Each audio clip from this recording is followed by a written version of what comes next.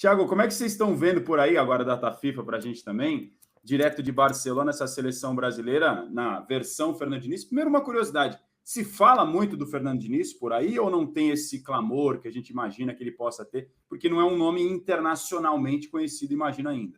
Olha, fala-se dele nos meios do futebol aqui, né? Assim, nos programas de debate de futebol internacional, quando vai se debater alguma coisa mais profunda, enfim. Ele não está na capa dos jornais daqui, como também o Tite não estava antes da Copa do Mundo, por exemplo. Né? A seleção brasileira ela é comentada aqui em momentos pontuais, né? Na véspera de Copa do Mundo, numa véspera de Copa América e tal. Mas o que mais se comenta do Fernando Diniz aqui, e é bem interessante, é que essa forma diferente dele jogar, né, esse jogo não posicional, né, que é um jogo mais associativo, mais de trocas de posição dos jogadores, a avaliação que se tem aqui é que é um resgate da essência do futebol brasileiro. Né? As pessoas aqui que acompanham mais o futebol internacional e o futebol de seleções, e tenho vários colegas aqui que são desse grupo, né, eles me perguntam exatamente isso, falam, mas como é que é? Ele não é posicional? Como é que o time dele joga? Ele é um cara que pode resgatar essa essência do futebol brasileiro? Enfim, existe uma curiosidade realmente sobre a capacidade que teria o Diniz de fazer o Brasil voltar a ser famoso e a ser conhecido aqui na Europa por jogar um futebol de qualidade. Né? A gente lembra que tem uma geração um pouco mais velha do que a minha, do que a sua, que viu o Brasil jogar aqui na Espanha na Copa de 82, né? Essa geração, e aí eu estou falando de alguns colegas 10, 15 anos mais velhos que eu aqui da imprensa, eles falam da seleção brasileira com uma saudade enorme, porque eles viram aquela seleção jogar aqui em Barcelona, inclusive, né? E perder para a Itália aqui em Barcelona, a 2 quilômetros da minha casa aqui, inclusive, no estádio do Sarriá. Então, a lembrança que eles têm da seleção brasileira é de uma seleção brasileira com o que eles chamam aqui de jogo bonito, né? Que é o que a gente chama de futebol arte. No Brasil, eles chamam aqui de jogo bonito, inclusive tentando imitar o sotaque, né, brasileiro. E é esse jogo bonito que eles querem voltar a ver na seleção. Por isso, existe sim uma curiosidade sobre o Fernando Diniz, principalmente nesse sentido, no sentido de que se ele pode ser o técnico que vai voltar a seleção, vai recolocar a seleção brasileira no imaginário do torcedor daqui como essa seleção que encanta, né? Você vacilou o PVC, já vem com enciclopédia. Mostra, PVC. Não, é porque eles estão falando da história dos espanhóis. Esse livro aqui vou te mostrar 3 livros. Esse aqui chama Espanha 82, a história del nuestro mundial. Esse é um livro espanhol. É um livro espanhol e aqui você vai ver um monte de foto da seleção brasileira. 15 é o Falcão. 15 é o Falcão contra o Passarella. Então, você vai ter... É bem isso que o Thiago está dizendo. Tem uma coleção aqui que eu acho maravilhosa ter isso aqui, que é incrível, né? Como a Copa de 82, ela é o momento de êxtase da nossa derrota. Mas eu sempre disse que o nosso dilema, ganhar como 94 ou perder como 82, a minha resposta é ganhar como 2002, como era ataque com os melhores jogadores. Mas é tão marcante isso aqui que o Thiago está falando, que aqui tem o livro espanhol, Espanha 82. Aqui tem um livro brasileiro, do Celso Unzelt e Gustavo Longo de Carvalho, Uma Copa para Sempre. Uma Copa para Sempre. E aqui tem um livro que é espetacular, do Piero Trellini, Anatomia do Sarriá, que é a versão italiana. Então, nessa aqui a gente tem a versão italiana, a versão brasileira e a versão espanhola, de uma Copa só. Essa é a referência do Chavanantes. Simplesmente a seleção brasileira, e como é vista no mundo inteiro. O que eu ia completar só, que estava vendo o podcast do canal do Galvão Bueno, ele recebeu o Kleber Machado, né? No último episódio, aliás, recomendo uma baita dupla, que acho que está permeando o imaginário de todo mundo, as vozes do esporte por muitos anos, além do Luciano do Vale e tantos outros. E aí, em algum momento da conversa, eles falam de 3 seleções que não foram campeãs, mas que marcaram gerações. A da Hungria, na década de 50, a da Holanda, a Laranja Mecânica, e a seleção brasileira de 82. São seleções que não venceram no final das contas, mas que ficaram muito fortes no imaginário de quem viu jogar. Claro que a da década de 50 é algo mais difícil para alguém estar vivo hoje para contar com tantos detalhes. Mas tem essas situações, e a de 82, para a gente, tem esse apreço especial de fato. Ô, Thiago, do ponto de vista do Real Madrid, eu sei que você está em Barcelona, mas do ponto de vista do Real Madrid, ter um trio de ataque com Rodrigo e Vinícius Júnior na seleção brasileira, e principalmente, como o Éder acabou de falar, tendo a ideia de que eles podem ser protagonistas nesse ciclo, deve ser algo que está muito forte aí no noticiário para vocês, né? Sim, sim, sem dúvida, né? O Vinícius hoje ele é ainda a principal figura, né, do Real Madrid, embora o Jude Bellingham tenha chegado participando de mais gols do que qualquer jogador que não seja o Cristiano Ronaldo, né, na história do Real Madrid. Mas o Vinícius ele é uma figura importantíssima do Real Madrid. Ele deve receber, inclusive, deve ser feito um novo contrato para ele nos próximos meses aí, para estender ainda mais o vínculo dele. E o Rodrigo é um jogador que tem muita importância no Real Madrid pela sequência dele, né, que ele é um cara que costuma ser muito regular, e também pela participação em jogos como aquele jogo da Champions League contra o Manchester City, em que ele faz os gols ali salvadores no final do jogo, né, na temporada, não na passada, na anterior, né, quando o Real Madrid vence a Champions League, a temporada 21-22. Mas mais do que isso, né, o Rodrigo e o Vinícius, eles são a consagração de uma nova forma do Real Madrid de contratar jogadores, né? O Real Madrid, durante muito tempo, contratava jogadores já consolidados, como foi o caso do próprio Cristiano Ronaldo, como foi o caso do Kaká. Se a gente voltar mais na história, o time dos Galácticos, né, com o Ronaldo, com o Beckham, com o Figo, com o Zidane, e o Real Madrid muda esse perfil de contratações, contrata o Vinícius Júnior com 17 anos, contrata o Rodrigo com 17 anos, contrata o Camavinga, o Tchouaméni, o Valverde, agora o Bellingham. Então, os dois, o triunfo dos dois, né, e o sucesso dos dois no Real Madrid também é um sinal e uma prova de que a política de contratações e de investimentos do Real Madrid, a maneira como o Real Madrid traz os jogadores para o clube, isso também tem funcionado, né? Então, a cada convocação, cada vez que a gente vê o Vinícius e o Rodrigo ganhando mais espaço na seleção brasileira, e eles devem ser jogadores muito importantes nesse ciclo, certamente em Madrid existe essa alegria também de pensar, bom, a gente está fazendo certo, né? A gente pegou 2 garotos no Brasil com menos de 18 anos e os 2 hoje são pilares da seleção brasileira. E até a mudança de número deles de camisa no Real Madrid indica como esse protagonismo era não existia, na verdade, quando eles chegaram, e hoje é bem maior. Chegaram com números, sei lá, daqueles tipo de futebol americano, e hoje em dia estão entre os principais jogadores da do Real Madrid e, consequentemente, também da seleção brasileira. Agora, essa expectativa, eu confesso que eu não tô muito animado, assim, data FIFA, aquela coisa, mas eu quero ver o jogo de amanhã. Mas a notícia de que esse trio estará junto já é uma notícia que anima para quem gosta de ver bom futebol, PVC. E não é só isso, assim, tudo bem, o Brasil e Venezuela não comove, mas a gente vai ver Uruguai e Brasil. Sim. Né? Uruguai e Brasil na terça-feira. O jogo de quinta-feira é um aquecimento. Tem umas coisas que a gente muitas vezes cria verdades absolutas sobre seleção brasileira, como ninguém gosta mais de seleção brasileira, e a seleção vai para Cuiabá, tem uma festa enorme com a população de Cuiabá, ou como teve em Belém no mês passado. Então, a gente muitas vezes tira conclusões pelo nosso pedacinho de gente que a gente... Pela nossa bolha, né? Pela nossa bolha. Pela nossa bolha. Só para concluir... Aqui é o treino da seleção. As pessoas querem ver a seleção brasileira jogar. Você pode fazer todas as observações do mundo sobre o que o Brasil precisa para voltar.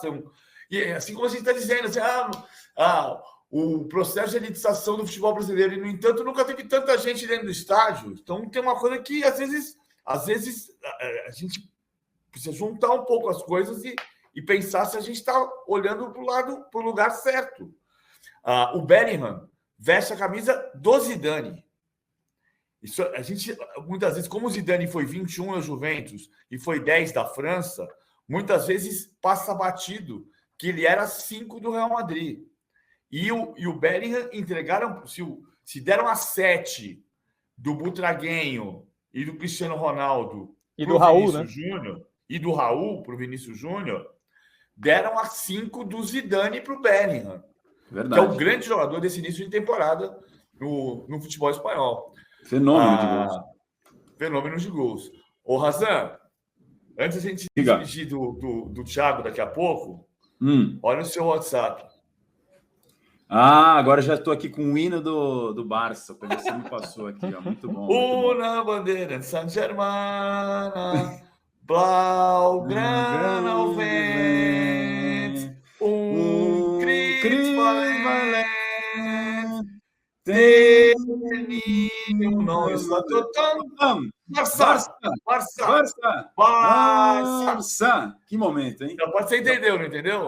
Agora, se eu falo para minha família catalã aqui, né, para minha esposa, para o meu sogro, que cantaram o hino do Barça num programa brasileiro, o hino do Barcelona no programa brasileiro, e que eu não tenho nada a ver com isso, eles não vão acreditar, hein? Mas é verdade. Vou pegar esse corte aqui e vou mandar para eles depois. E pior que vai aparecer o Neymar no corte, que também passou pelo Barcelona, ou seja, vai estar tudo, entre aspas, já conectado. Mas, na verdade, não foi nada pensado, evidentemente. Ô, Thiago, antes de te liberar, quero saber do teu voto na enquete. Quem você acha que vai ser o grande craque da seleção nesse momento, Neymar e Vini Júnior? Você já comentou um pouco a respeito no teu início, mas para você completar um pouquinho mais, e se você vai ver o jogo da seleção aí direto de Barcelona também?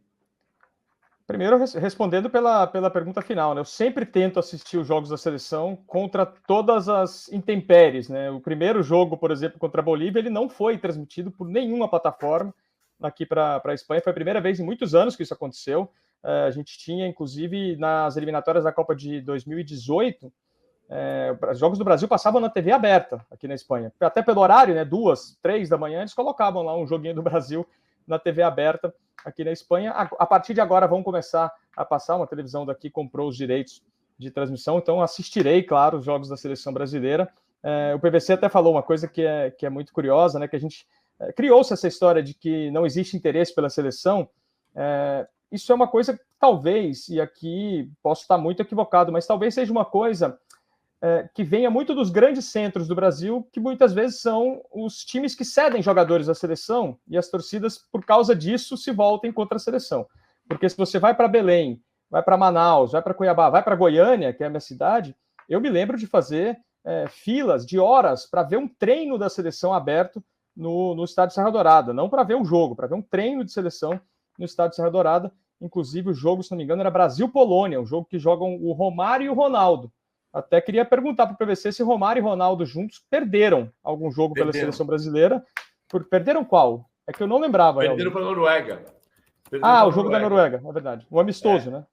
O jogo da Noruega, claro. Quem não lembra? Esse é um amistoso um ano antes da Copa, não é isso? Esse da Noruega. Em 97. Brasil 2. Eu parei a pesquisa aí, porque eu queria ver se tinha perdido ou se não tinha perdido. E aí, quando eu achei que perdeu, eu parei de contar. Que esse jogo ele é famoso aqui em Barcelona, porque o Ronaldo vai para a seleção brasileira, né? E aí, com isso, ele perde alguns jogos da fase final do Campeonato Espanhol, e aí ele não consegue bater o recorde do Hugo Sanches, que era o recorde de mais gols por jogo no Campeonato Espanhol na época, um recorde que o Cristiano Ronaldo e o Messi destruíram depois. Mas voltando para a sua pergunta inicial, Razan, o melhor jogador brasileiro hoje é o Vinícius Júnior, mas eu tenho a sensação que a cara da seleção brasileira ainda é o Neymar. Até acho que isso pode mudar durante o ciclo, tenho dúvidas que isso vai mudar durante o ciclo, até porque o Neymar ele vai ser um jogador cada vez mais identificado com a seleção, né? Porque agora ele não está mais identificado com o clube europeu, não está mais jogando a Champions League, enfim. O Neymar vai virar aquele cara que ele é o jogador da seleção e que, eventualmente, pelo menos no olhar brasileiro, né, eventualmente ele joga lá na Arábia Saudita, mas ele passa a ser um jogador muito identificado com a seleção, enquanto o Vinícius vai estar disputando aí jogos muito importantes com o Real Madrid. Então, embora eu acho que o Vinícius Júnior hoje ele seja o melhor jogador brasileiro, a cara da seleção brasileira ainda é o Neymar, e não sei se isso vai mudar até a Copa de 2026.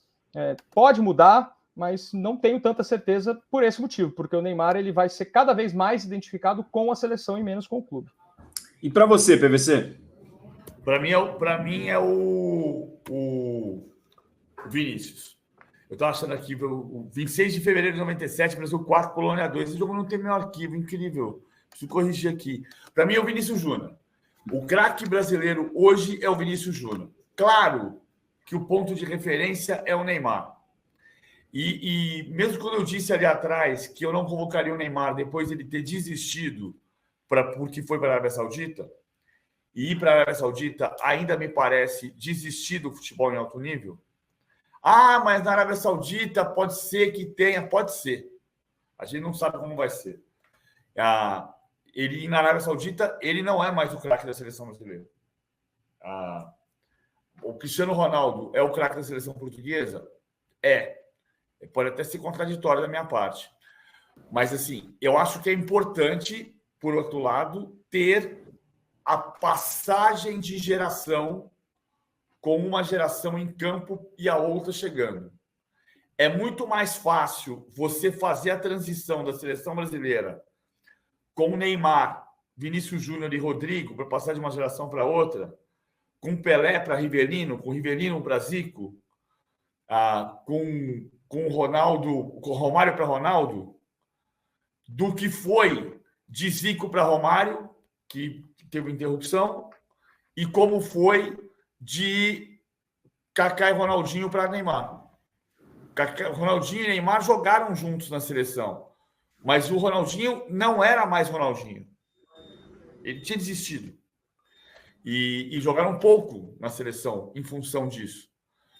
É muito melhor ter essa transição feita desta maneira. O Neymar vai passar o cetro para Vinícius Júnior e Rodrigo.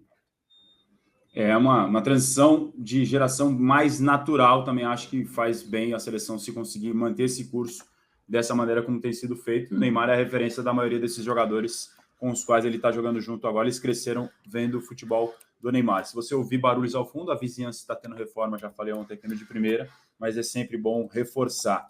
E aqui no nosso chat, eu agora estou num dilema, porque assim, o Fábio Fonseca falou, PVC como cantor é excelente comentarista, o Magnus Carvalho está mandando assim, PVC cantando! Não, a audiência primeiro diminuiu, mas agora aumentou, então eu estou na dúvida se vocês querem mais PVC cantando ou não, aí vocês que me falam aqui no chat, tá, gente? Mas continue deixando o like, se inscrevendo no canal do All Sport, faz toda a diferença.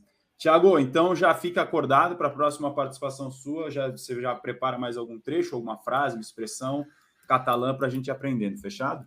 Tá legal, tá combinado já. É que eu tô na frente de um estante aqui que tem os livros de futebol, de outras coisas. Eu tenho uma estante do outro lado que tem um monte de dicionário de catalão, dicionário de espanhol. Eu vou ver se eu troco os livros da outra vez para vocês verem que não é sorte, não, é trabalho, é dedicação para aprender também. Tá certo? Um abraço aí para vocês. Nunca foi sorte, sempre foi trabalho de Thiago Arantes. Sempre foi dicionário, nunca foi sorte. Sempre foi dicionário. Grande abraço, boa tarde ao nosso Thiago Arantes. Obrigado, amigo. Um abraço, gente. Boa tarde e adeu.